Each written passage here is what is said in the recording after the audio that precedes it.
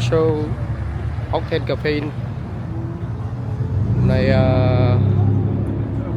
quy tụ khá nhiều siêu xe với lại JDM.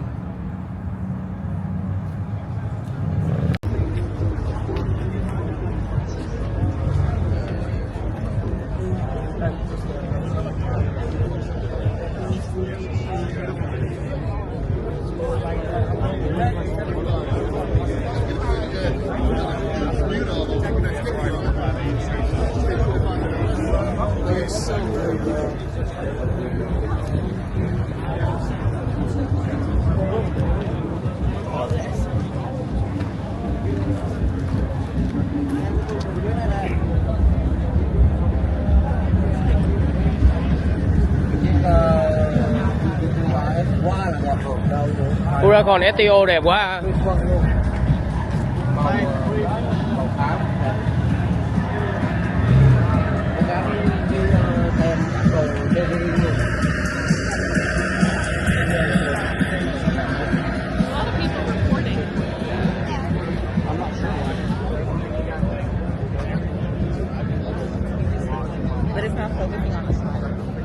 Đây ông chủ. Đúng rồi. Đẹp không? Đẹp quá. Quá đã. GT 3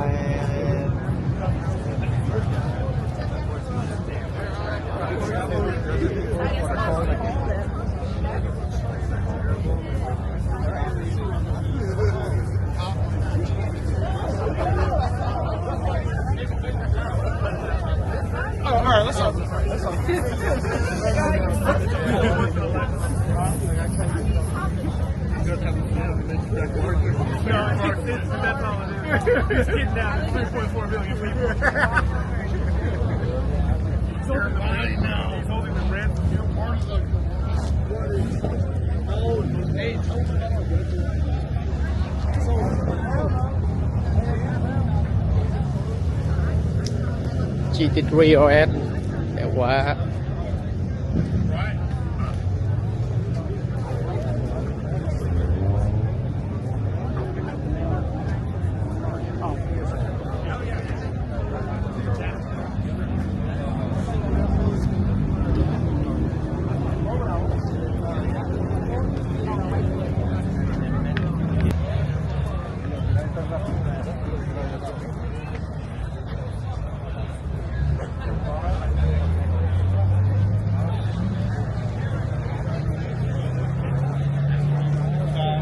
hãng này nó độ lên nè anh trai 8.55 nó móc lòng ra nó đổ twin turbo Yeah. V10 thì anh nghĩ đi mạnh cỡ gì Rồi nào.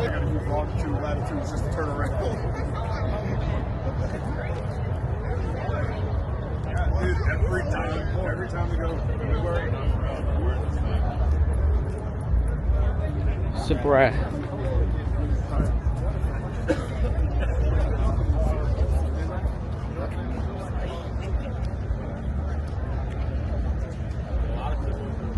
Nissan GTR.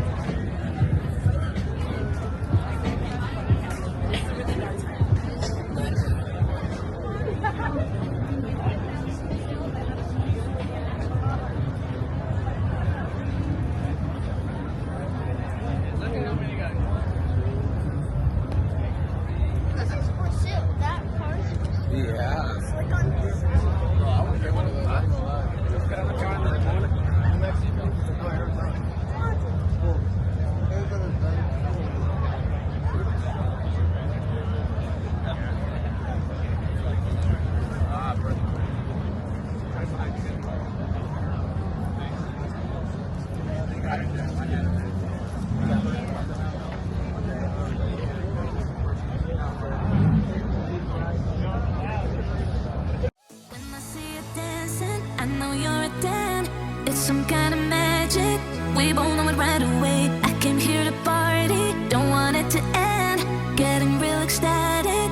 We both know it right away. When I see you dancing, I know you're a damn. It's some kind of magic. We both know it right away. I can hear the party, don't want it to end. Getting real excited. I feel